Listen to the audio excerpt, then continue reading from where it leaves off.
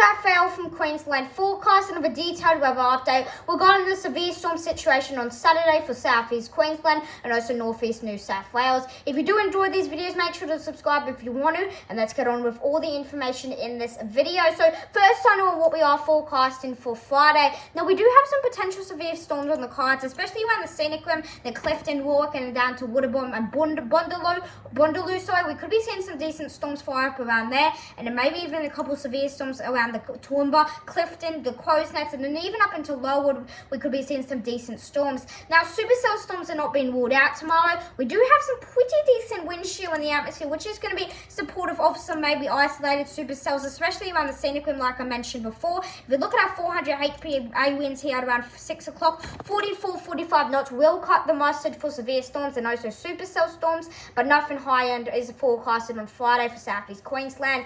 Now, Saturday is a day that I'm going to be watching very closely from this point onwards. If we put this model to Saturday, as we can see, it's not showing too much in terms of storms, but then you dig a little deeper, and that's where you find some pretty favourable conditions for severe storms and high-end stuff on Saturday. Now, we are going to be seeing a pretty weak southeasterly change move in. If we look at our wind gust layer, it will just show just how strong the southeasterly change usually is. Ideally, we want around 50 to 60 kilometers per hour coming out of the south and north, but on this southeasterly change, it's only about 30 to 40 kilometers an hour, so a lot weaker than usual. So it's not going to be it's not going to be a strong southeasterly change. It's still going to produce severe storms, but it's not going to produce anything high and low. Now, we also have some good Cape values as well with the latest forecast update. If we scroll down to our Cape index, we are going to be seeing values approaching the 2,000 range and even up into 2,500 in some places, especially further inland near Coastats, Eidsvold, Yarman, and also Tulum.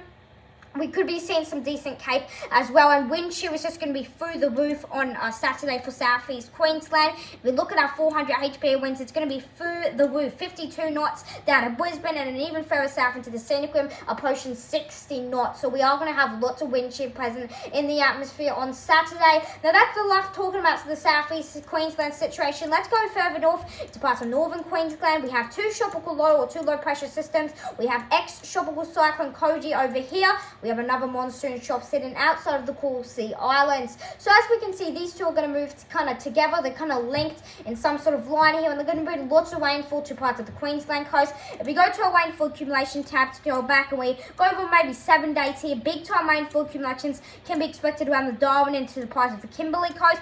500 millimeters can be expected. Now, in terms of if Koji will re-intensify if it goes over the Indian Ocean, which it's likely to do, that's still a bit unclear at the moment, but it still could intensify back to a Cat 1 system once it makes its way over the Indian Ocean, or it can make a U-turn back to the Queensland coast. It can do lots of things, that's for sure.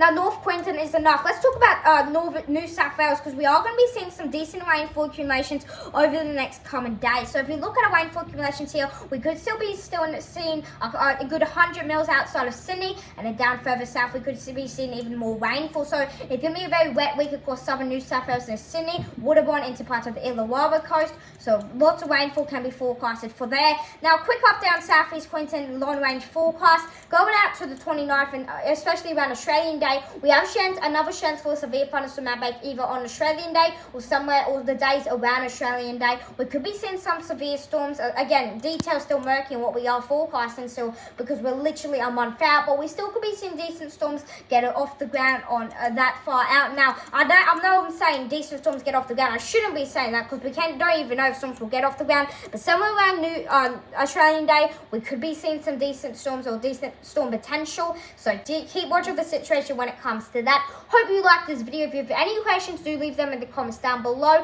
For now, Raphael out.